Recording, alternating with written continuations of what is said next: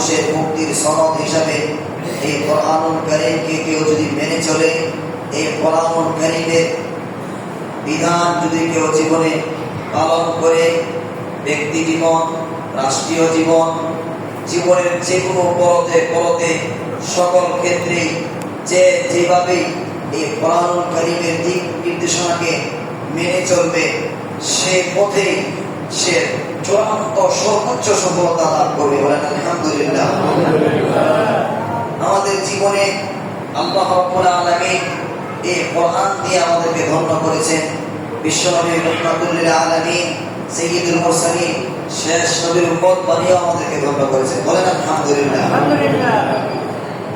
হাসরের ময়দানে যদিও আমরা সবার পরে এসেছি, আল্লাহ রাব্বুল আলামিন তাম পৃথিবীর সমস্ত মানুষকে, সকলের প্রাণকে একসময়ে আল্লাহ রাব্বুল আলামিন সৃষ্টি করেছেন। ওইখানে ওয়াদাও নিয়েছিলেন সবাইকে বানানোর পরে, আলাস্তু বিরাব্বিকুম, সবাই বলেছিল হা বালা বলো বালা, কোরআন বলে হ্যাঁ অবশ্যই আপনি আমাদের রব। তো এইভাবে দুনিয়ায় আসার পরে আবার আমরা ভুলে যাই। এই জন্য আল্লাহ রাব্বুল আলামিন সেখান থেকে আল্লাহ রাব্বুল আলামিন মহান রব এই অঙ্গীকার ওয়াদা নিয়েছিলেন, স্বীকারোক্তি নিয়েছিলেন। তো দুনিয়াতে এসে আমরা ভুলে যাই। তো যাই হোক, বানানোর পরে আল্লাহ রাব্বুল আলামিন যুগে যুগে নবী রাসূল পাঠিয়েছেন, উম্মত পাঠিয়েছেন। আমাদেরকে সব করে একেবারে লাস্ট মুহূর্তে আমরা আসছি। কিন্তু জান্নাতে আমরা যারা পরে আসি, যদিও ইখতিলাফ আছে, এক একজন এক এক মত পেশ করেছেন। জান্নাতে 120টি দল হবে জান্নাতীদের। তো 120টি দলের মধ্যে প্রায় 80টা দল হবে, 80 দল জান্নাতি হবে। আমাদের বিশ্বনবী রাহমাতুল লিল আলামিনের উম্মত, শেষ নবীর উম্মত, আমি আপনি আমরা সবাই। বলেন আলহামদুলিল্লাহ। যদি আল্লাহ পাক আমাদেরকে জান্নাতি বানান, বলেন না আলহামদুলিল্লাহ।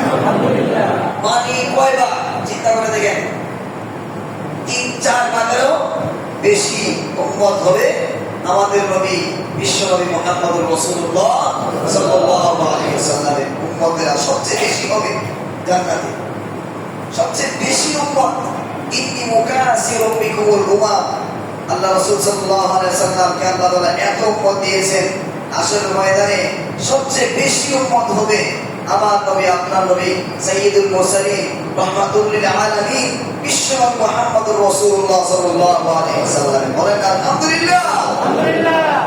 আল্লাহ রাব্বুল আলামিন যেন আমাদের সবাইকে মায়ার নবী উম্মত হিসেবে মায়া করে আল্লাহ রাব্বুল আলামিন আমাদেরকে বিনা হিসেবে জান্নাতি বানায় দেন। বলেন আমিন। আমিন।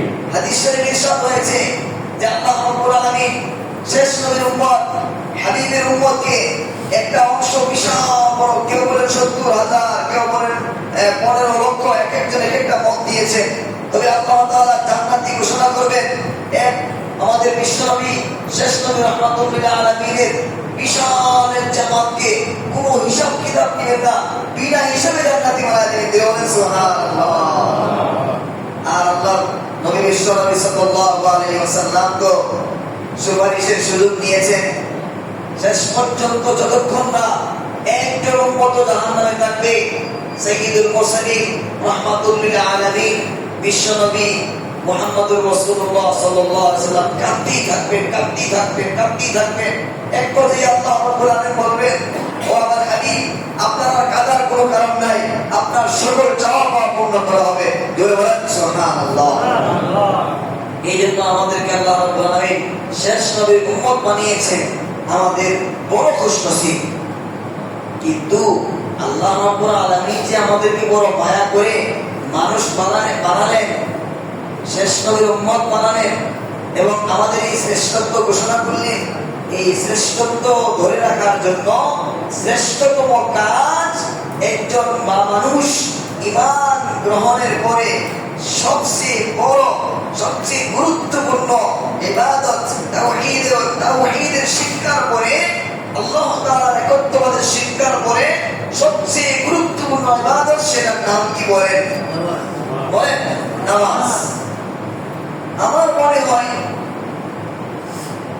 অনেক ক্ষেত্রে আমাদের উদাসীনতা এতটা বেশি না, যে উদাসীনতা এতটা বেশি নামাজের ক্ষেত্রে। অনেক মানুষ মাশাআল্লাহ দান সদকা ভালো করে, অনেকে আছে দেখবেন হাজার হাজার টাকা দান করতেছে, কিন্তু নামাজের ধারে কাছেও নাই। মাশাআল্লাহ রোজা রাখে, সারাদিন রোজা রাখে, কিন্তু নামাজের ধারে কাছেও নাই। হজ করে হাজি সাহেব, মানে নামাজের খবর নাই। অর্থাৎ আমি বুঝাইতে চাইতেছি যে আমাদের অনেক ভাইরা এমন আছে যে আমরা নামাজ ব্যতীত আরো অন্য যে ইবাদত গুলো আছে সেগুলোকে আমরা নিয়মিত মোটামুটি অনেক দিকে পালন করে থাকি, কিন্তু বড় উদাসীনতা হলো নামাজের ব্যাপারে। অথচ আল্লাহ রাব্বুল আলামিন কোরআনুল কারীমে গত সপ্তাহ বছর হয়েছে, একবার নয়, দুইবার নয়, 10 বার নয়, 20 বার নয়, 30 বার নয়, 40 বার নয়, 50 বার নয়, 60 বার নয়, 70 বার নয়, 80 বার নয়, 82 বার আল্লাহ রাব্বুল আলামিন কোরআনুল কারীমে নামাজের কথা বলেছেন। চিল্লায়ে বলেন আল্লাহু আকবার। 82 বার আল্লাহ রাব্বুল আলামিন কোরআনুল কারীমে নামাজের কথা বলেছেন।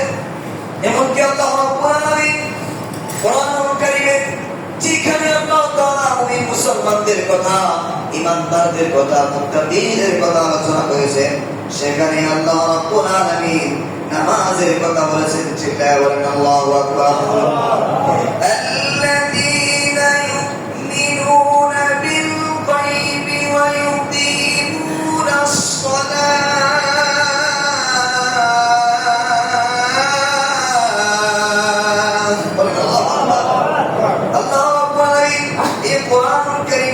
প্রথম সূরা সূরাতুল ফাতিহার পরে দ্বিতীয় সূরা সূরা বাকারায় আল্লাহ রাব্বুল আলামিন শুরু দিক দিয়ে আল্লাহ তাআলা মুত্তাকিদের কথা আলোচনা করেছেন।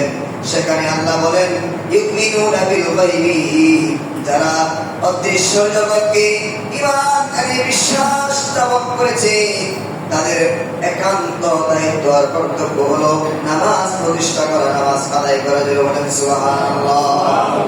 এইভাবে আল্লাহ রাব্বুল আলামিন মুমিনদের নামে যে সূরা নাযিল করেছেন 18 নম্বর পারায় সূরাতুল মুমিনুনে আল্লাহ রাব্বুল আলামিন বলেন قد أفلح المؤمنون الذين هم في صلاتهم خاشعون।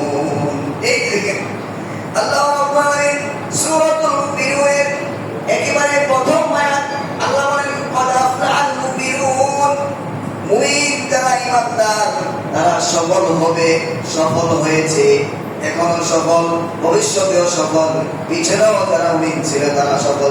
বলেন সুবহানাল্লাহ।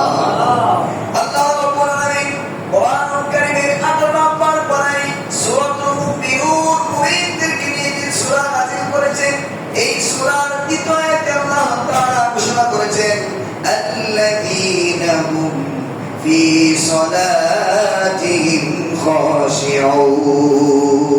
ওই সকল মুমিনরা সফল যারা বিনয়ের সহিত একাগ্র চিত্তে নামাজের হেফাজত করেছে, নামাজকে সুন্দরভাবে আদায় করেছে। এইভাবে আপনি যেখানে দেখবেন কোরআনুল কারীমে আল্লাহ রাব্বুল আলামিন ঈমানদারদের আলোচনা করেছেন, ঈমানদারদের বৈশিষ্ট্যের কথা বলেছেন, ঈমানদারদের নাজাতের কথা বলেছেন, ঈমানদারদের সফলতার কথা বলেছেন, ঈমানদারদের মুক্তির কথা বলেছেন। যেই জায়গায় আপনি দেখবেন অধিকাংশ জায়গায় আল্লাহ তাআলা কোরআনুল কারীমে ঈমানদারদের সাথে নামাজের কথা বলেছেন। জোরে জোরে বলেন সুবহানাল্লাহ।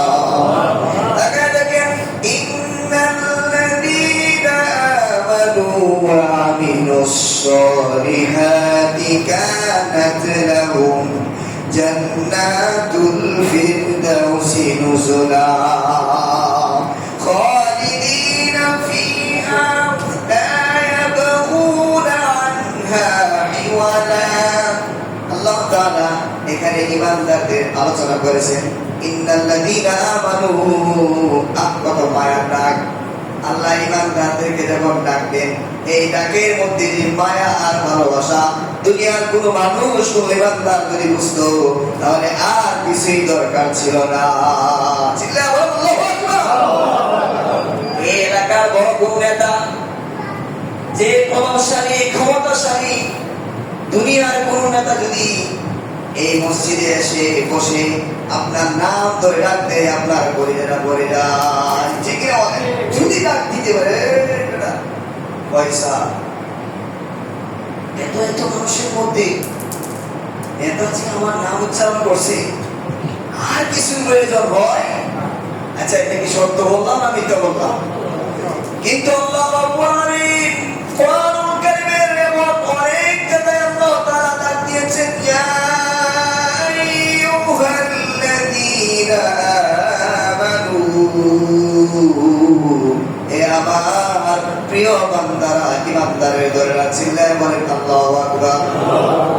আমি লম্বা আলোচনা না করে শর্ট করে যদি বোঝাই, আল্লাহ রাব্বুল আলামিন কোরআনুল কারীমের যে জায়গায় গুরুত্ব ইমানদারদের বৈশিষ্ট্য বলেছেন, এবার সূরাতুল আনফালে তাকায় দেখি সূরা আনফাল কি বলে মুমিনদের বৈশিষ্ট্যের ব্যাপারে। সূরাতুল আনফালে ইয়াসআলুনাকা আনিল আনফাল কুলিল আনফালু লিল্লাহি ওয়ার রাসূল ফাত্তাকুল্লাহা ওয়াসলিহু যাতা বাইনিকুম وأطيعوا الله ورسوله إن كنتم مؤمنين. মুমিন ইমানদারদের কথা আছে, ইন্নামাল মুমিনুনা আল্লাযীনা ইযা যুকিরাল্লাহু ওয়াজিলাত কুলুবুহুম ওয়া ইযা তুলিয়াত আলাইহিম আয়াতুহু যাদাতুহুম ঈমানা। এই যে আয়াত আল্লাহ তাআলা ইমানদারদের কিছু বৈশিষ্ট্য, কিছু গুণাবলীর কথা বলেছেন, যে ইমানদারেরা যখন কোরআনুল কারীমের তিলাওয়াত শুনে, দেখবেন যদি তিলাওয়াতটা সুন্দর হয়, আমার তিলাওয়াত তো দুর্বল সুন্দর না, যখন তিলাওয়াতের মতো তিলাওয়াত হয়, দিল থেকে যখন তিলাওয়াত হয়, কারি সাহেব যখন তিলাওয়াত করে অর্থ অনেকেই বুঝে না, শেষ হইতে দেরি হয়, কিন্তু আল্লাহু আকবার বলে দাঁড়ায় যাইতে দেরি হয় না। জোরে বলেন আল্লাহু আকবার। মানে তিলাওয়াত হয়েছে, তিলাওয়াতের মূর্ছনায়, তিলাওয়াতের জাদুতে, তিলাওয়াতের ভালোবাসায় আল্লাহু আকবার বলে দাঁড়ায় যায়। তিলাওয়াত আল্লাহু আকবার, এটাই বলা হয়েছে ইযা যুকিরাল্লাহু ওয়াজিলাত কুলুবুহুম, তাদের হৃদয়ের কম্পন শুরু হয়ে যায়, ওয়া ইযা তুলিয়াত আলাইহিম আয়াতুহু যাদাতুহুম ঈমানা ওয়া আলা রাব্বিহিম ইয়াতাওয়াক্কালুন। এই যে ইমানদারদের কিছু বৈশিষ্ট্য বলার পরে আল্লাহ বলেন, আল্লাযীনা ইউকিমুনাস সালাতা, কি বলছে? ইমানদাররা যারা নামাজ প্রতিষ্ঠা করে, বলেন না আল্লাহু আকবার। কিন্তু এত এত আয়াত দিয়ে আমি আপনাদেরকে বুঝাইলাম, অনেক কিছু করলাম, আমার আওয়াজ কেন আমার যারা বড় বড় আলোচক স্কলার, যারা মায়া দিয়া, মমতা দিয়া, দলিল দিয়া নামাজের এই বিষয়গুলো প্রতিনিয়ত বুঝাইতেছি, কিন্তু নিজে যদি বুঝার নিয়তে, আমল করার নিয়তে না শুনি, হাজারো ওয়াজ শোনার পরেও আমাদের হেদায়েত হয় না। এইভাবে শুধু কোরআনুল কারীমে নয়, একাধিক হাদিস শরীফে ইরশাদ হয়েছে নামাজের কথা। আল্লাহর হাবিব সাল্লাল্লাহু আলাইহি ওয়াসাল্লামকে সর্বপ্রথম জিবরাইল আলাইহিস সালাম নামাজের শিক্ষা দিয়েছেন, গত সপ্তাহে আলোচনা হয়েছে। এরপরে আল্লাহর নবী সাল্লাল্লাহু আলাইহি ওয়াসাল্লামকে জিজ্ঞাসা করেছেন, আইয়ুল আমালি আফদালু, সবচেয়ে উত্তম আমল কোনটা? আল্লাহর নবী বলেন, নামাজ, সময় মতো নামাজ আদায় করা। চিল্লায়া বলেন আল্লাহু আকবার।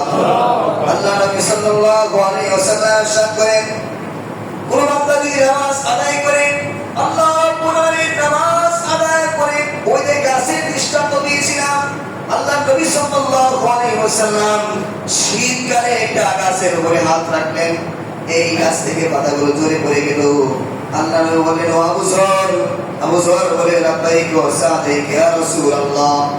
আল্লাহ নবী বলেন, আবু যর, এই যে গাছ থেকে পাতাগুলো ঝরে পড়ে গেল, আল্লাহর কোন বান্দা যখন নামাজকে সুন্দর করে আদায় করে, আল্লাহ রাব্বুল আলামিন তার শরীর থেকে গুনাহ আর নাপাকিগুলো, পাপগুলো তার শরীর থেকে এই গাছের পাতার মতো ধরে ফেলে দেন। জোরে জোরে বলেন সুবহানাল্লাহ।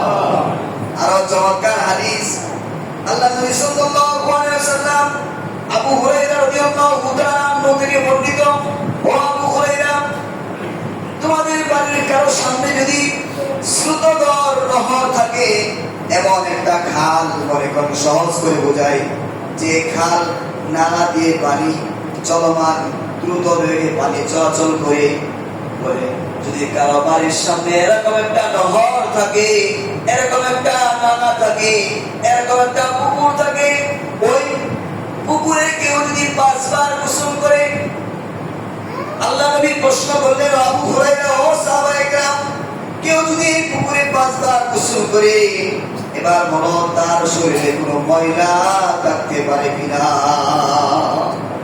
আপনারা বলেন, আপনাদের আমাদের এখানে বাড়ির সামনে যদি একটা পুকুর থাকে, যে পুকুরের পানি চলমান, পানি চলমান বললে বোঝানো হয়েছে যে পানিটা পরিষ্কার স্বচ্ছ, ময়লা থাকলে ধুয়ে চলে যায় গেল। 5 বার যদি আমরা কেউ গোসল করি, তাহলে আমাদের শরীরে আর ময়লা থাকবে? জোরে বলেন না, থাকবে ময়লা? ময়লা থাকতে পারে না। আল্লাহ নবী সাল্লাল্লাহু আলাইহি ওয়াসাল্লাম বলেন, যেভাবে 5 বার গোসল করার পরে শরীরে কোনো ময়লা আবর্জনা থাকতে পারে না, আল্লাহর কোন বান্দা যদি 5 ওয়াক্ত নামাজ আদায় করে, ওযুর পানির সাথে আল্লাহ রাব্বুল আলামিন তার ময়লা আবর্জনা গুনাহগুলো আল্লাহ তাআলা জড়িয়ে দেন, আল্লাহ তাআলা গুনাহগুলো মাফ করে দেন। বলেন সুবহানাল্লাহ। এইভাবে একের পরে এক হাদিস শরীফে আল্লাহ নবী সাল্লাল্লাহু আলাইহি ওয়াসাল্লাম নামাজের এত গুরুত্ব দিয়েছেন, এমনকি আল্লাহ নবী সাল্লাল্লাহু আলাইহি ওয়াসাল্লাম যুদ্ধের ময়দানেও সাহাবায়ে কেরামদেরকে নামাজের আদেশ দিয়েছেন, নামাজ ছাড়া যাবে না, নামাজ ছাড়া যাবে না। মান তারাকা as-সালাতা আলাইহা মুতাআম্মিদান ফাকাদ কাফার। অন্য হাদিস শরীফে সাথে আছে as-সালাতু ইবাদুদ্দিন, মান আকামাহা ফাকাদ আকামা ad-দ্বীন ওয়া মান তারাকাহা ফাকাদ হাদামা ad-দ্বীন। আমার ভাইরা, নামাজ যে নষ্ট করলো, যে সে সব কিছু নষ্ট করে দিল। আর নামাজ যে বিপদে আদায় করলো, তার সব কিছু আদায় হইল। এই জন্য বলা হয় সালাত ইয়া রাসূল ইবাদাত, নামাজ হলো ইবাদতের মাথা, নামাজ হলো ইবাদতের মগজ। মগজ ঠিক থাকলে মানুষটা সুস্থ থাকে, মগজ যদি নষ্ট হয়ে যায় মানুষটা পাগল হয়ে যায়। ঠিক কিনা বলে? এই জন্য আল্লাহ রাসূল সাল্লাল্লাহু আলাইহি ওয়াসাল্লাম হাদিসে বলেন, as-salatu mi'rajul mu'min, নামাজ হলো মুমিনের মেরাজ। আল্লাহর হাবিব সাল্লাল্লাহু আলাইহি ওয়াসাল্লাম নামাজের মধ্যে দাঁড়ায়া এই যে রাত তিলাওয়াত করতে পাগুলো ফুলে যেত, কিভাবে সম্ভব ছিল? বলে, মুহাব্বতের সামনে আপনি দাঁড়ান, আপনার প্রেমিক আর প্রেমিকার দিকে তাকায় দেখবেন। ভালোবাসা যুবক যুবতীরা যখন শুরু করে, বাপ মা কেন পুরা পৃথিবী একদিকে যায়, যুবক করে আমি পুরা পৃথিবী একদিকে যাইতে পারবো, এটা আমি মানতে পারি না। ওকে কয় কি? কয় আমার প্রেমিকা যেদিকে যাবে আমি সেদিকে যাব। রাত নাই, দিন নাই, রাত্রে 1টা 2টা 3টা 4টা নাই। এখানে যদি আমার কোন বন্ধু থাকেন, নিরেট খাঁটি বন্ধু, রাতে 3টা বেজে গেছে, হঠাৎ করে আপনি গ্রাম থেকে আসছেন, উত্তর পাল্টা নামার পরে আলিপুরে যুদ্ধ শুরু হয়েছে, গোলাগুলি, একা একা আসতে বড় ভয় হয়। ফোন দিয়েছেন দোস্ত, রাত্রে কটা বাজে? বলেন রাত্রে বাজে 3টা। দোস্ত কলটা তোলার পরে জিজ্ঞেস করে, দোস্ত কি হয়েছে? বলে, আমি তো একা একা হঠাৎ করে রাত্রে বাড়ি থেকে এসে নামলাম, দেরি হয়ে গেছে, অদৃশ্য আলিপুরে ঝগড়া শুরু হয়েছে, গোলাগুলি শুরু হয়েছে, আমি একা একা কিভাবে যাইবো? আর বলতে হয় না, সে সাথে সাথে বলে, দোস্ত তুমি একটু অপেক্ষা করো, 2-4-5 জন নিয়ে আমি মোটরসাইকেল দিয়ে তোমাকে বহর দিয়ে নিয়ে আসবো। বলেন আল্লাহু আকবার। এই ভালোবাসা, ভালোবাসার সামনে মানুষ যখন দাঁড়ায়, রাত কি রাত, দিন কি দিন চলে যায়, মানুষের খবর থাকে না। আল্লাহ নবী সাল্লাল্লাহু আলাইহি ওয়াসাল্লাম আল্লাহু আকবার বলে নামাজের মধ্যে দাঁড়াইতেন, আল্লাহ রাব্বুল আলামিনের সাথে কথা বলা শুরু করে দিতেন। রাত কি রাত চলে গেছে, নামাজ আদায় হয়েছে, ওনার পাগুলো ফুলে গেছে, তাও ওনার কোনো খবর নাই। বলেন সুবহানাল্লাহ। আমরা নামাজে দাঁড়াই, আমরা তো এগুলোর খবর রাখি না। নামাজের মাধ্যমে আল্লাহর কত কাছাকাছি হওয়া যায়।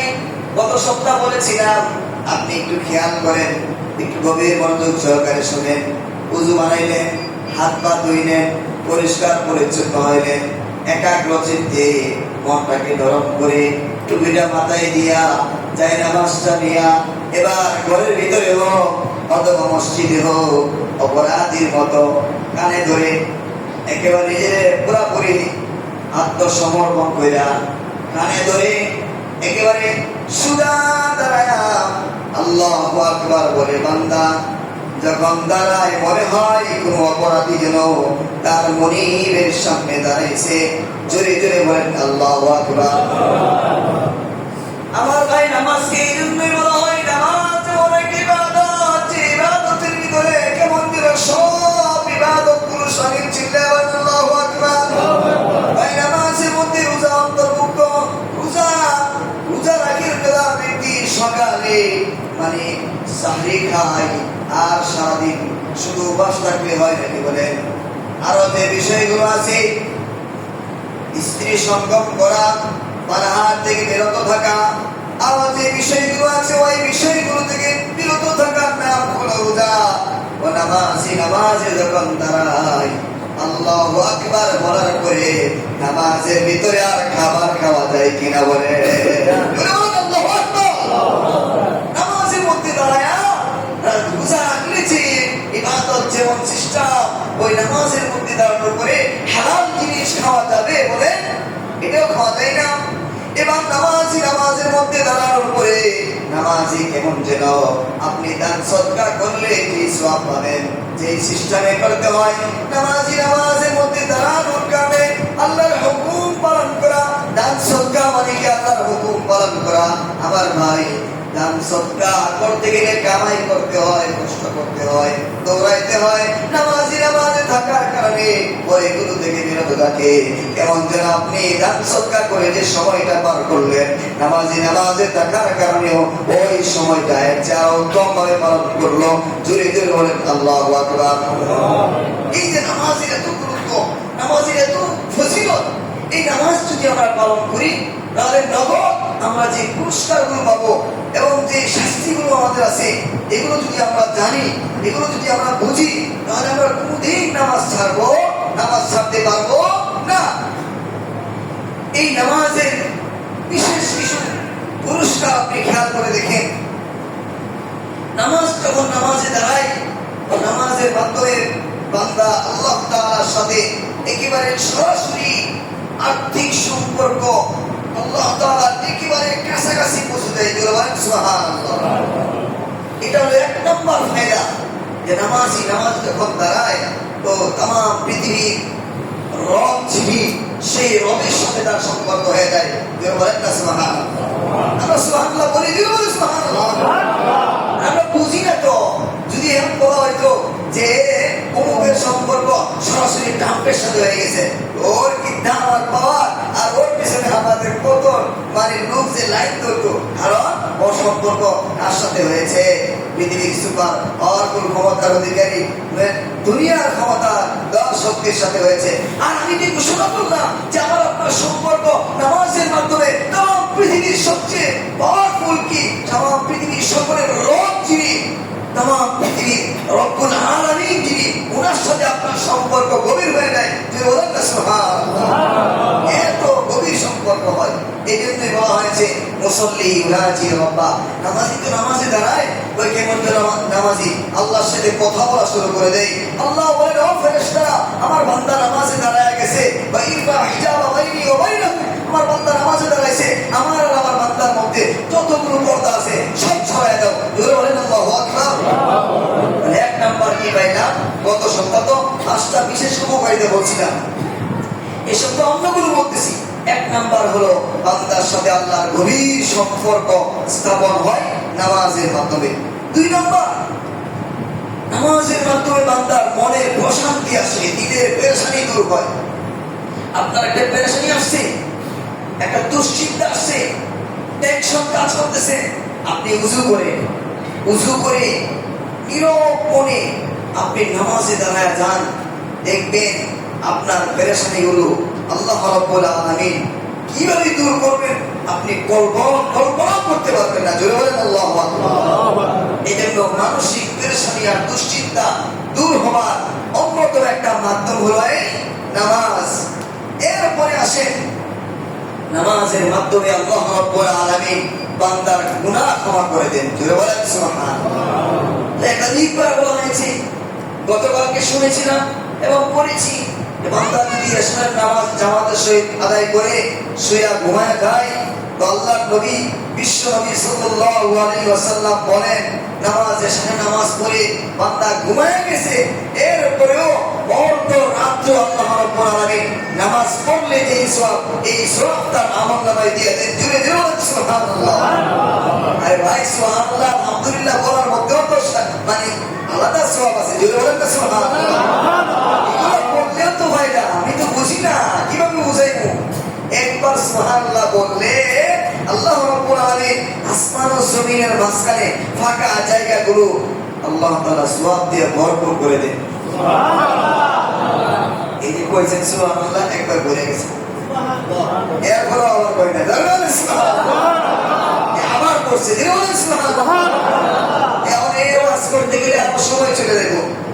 খেয়াল করে দেখেন, এই যে সুবহানাল্লাহ সুবহানাল্লাহ আমি বলাইতেছি, আল্লাহ বান্দাকে বলাই কি জন্য?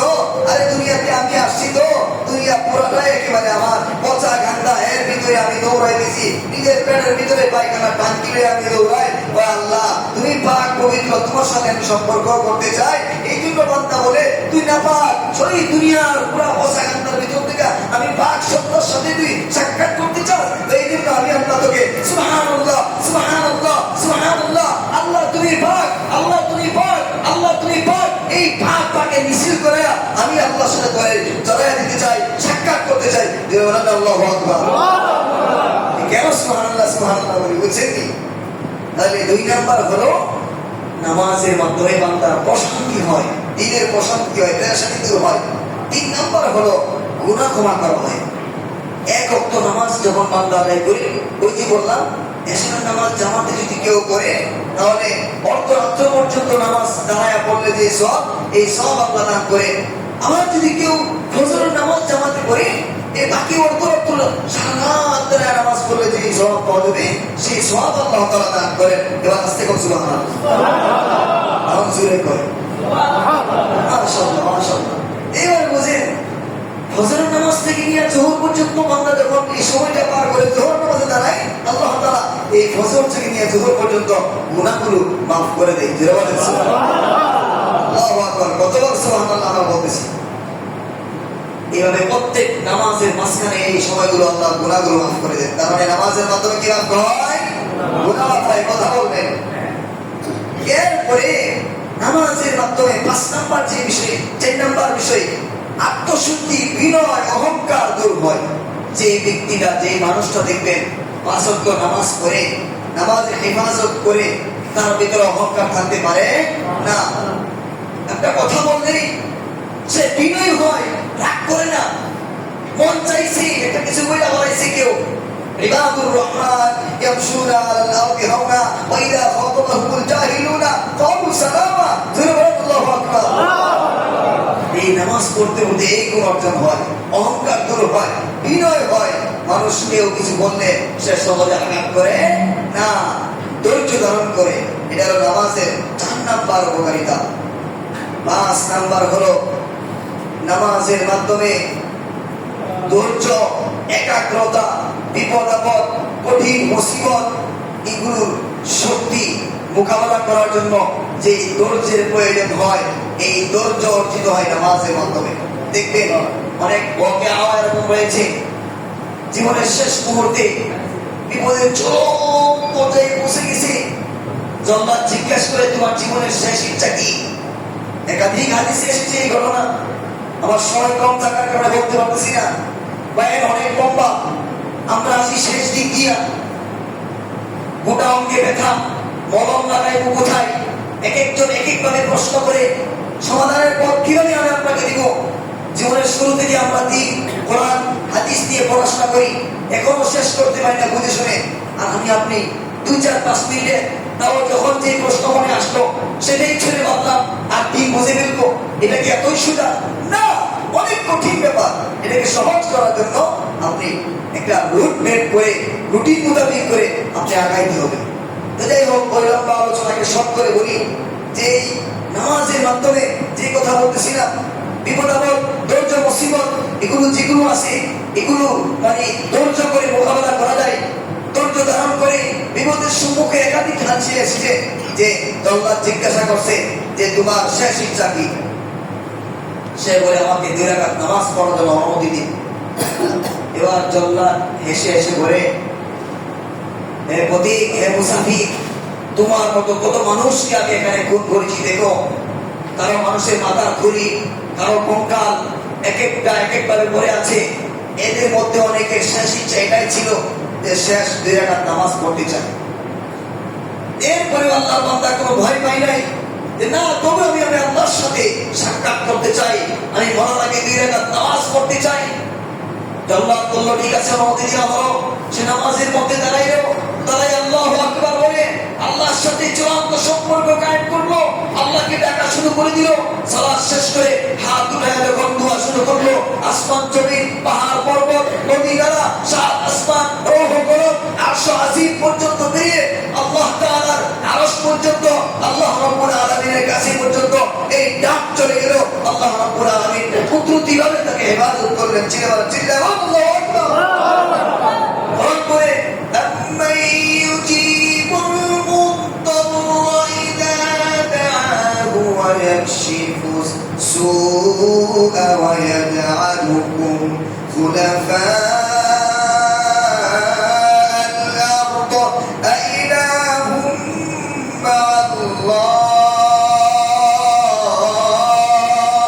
আল্লাহু আকবার। এবার আল্লাহ কি নামাজের মধ্যে দাঁড়ায় বান্দা, নামাজ হলো এমন এক ইবাদত, নামাজের মাধ্যমে যত চিন্তা আর পেরেশানি আছে, যত বিপদ আছে, সবগুলো আল্লাহ তাআলা দূর করে দেন। চিল্লায় বলেন সুবহানাল্লাহ। এবার আসেন, নামাজের মাধ্যমে শুধু সওয়াব অর্জন করি এটা নাকি আমাদের জাগতিক দেহের মানে আমাদের শারীরিকভাবে কোনো উপকার আছে কিনা? 1 নাম্বার, নামাজের মাধ্যমে মানুষের শরীরে রক্ত চলাচল স্বাভাবিক হয়। চিল্লায় বলেন আল্লাহু আকবার। এই যে নামাজে উঠা বসা করা হয়, এই যে হাত, দেখবেন অনেকে ব্যায়াম করে। আল্লাহ অনেক বান্দা এমন আছে, আল্লাহ আমাদেরকে বদ ধারণা থেকে সুধারণা ফিরে আনো কোনারি। ফজরের নামাজ পড়ে না, মাগার সকালবেলা ওইটা বলে নাকি বলে আছে না? এমন করেন কেন? ডাক্তার বলছে না করলে শেষ কথা। আল্লাহ যে কোরআনে বলছে, আল্লাহ নবীর মতো সত্যবাদী পৃথিবীতে আর কেউ আছে? এত আসল মধ্যে সে দুনিয়ার মোহ না বাঁচতে সে যৌগিক ব্যায়াম যা আছে সব করি। আমি বুঝাই দিয়েছি শর্টকাট করে যে নামাজের মাধ্যমে বান্দা যখন উঠা বসা রুকু সিজদা করে পুরা বডিতে তার রক্ত সঞ্চালন স্বাভাবিক হয়। তার সুস্থ থাকার জন্য রক্তটা যেভাবে চলাচল করা দরকার সেভাবেই চলাচল করে। আসতে বলেন আল্লাহু আকবার।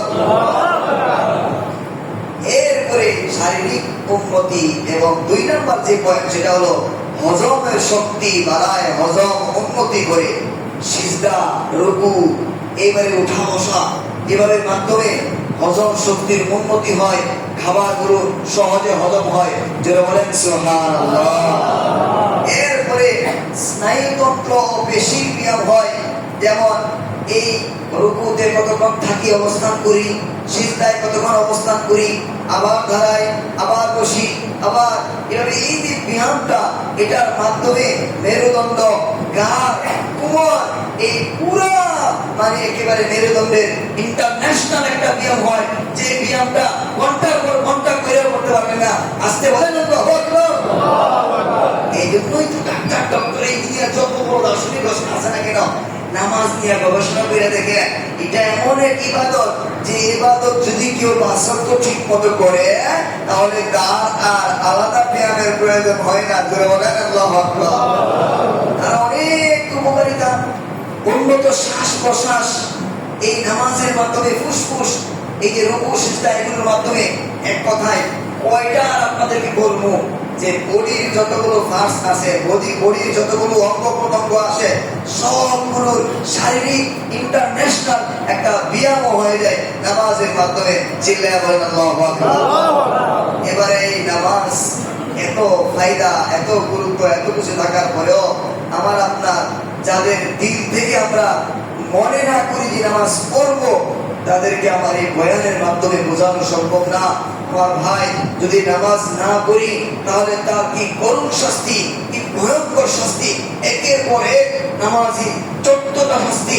1 নাম্বার, কতটুকু সময় তো আমার নাই, আগামী জুমায় আলোচনা করতে হবে যে নামাজি ব্যক্তি দুনিয়া থেকে যখন যাবে, চরম অপমানিত, লাঞ্ছিত, অপদস্থ হইয়া যে নামাজ পড়বে না, তার দুনিয়া থেকে বিদায় হইতে হবে চরম তৃষ্ণার্ত অবস্থায়।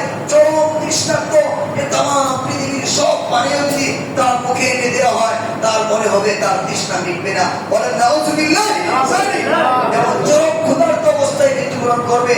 নামাজের হিসাব কঠিন থেকে কঠিন হবে, নামাজের হিসাব আসল মধ্যে কঠিন থেকে কঠিন করে দেওয়া হবে।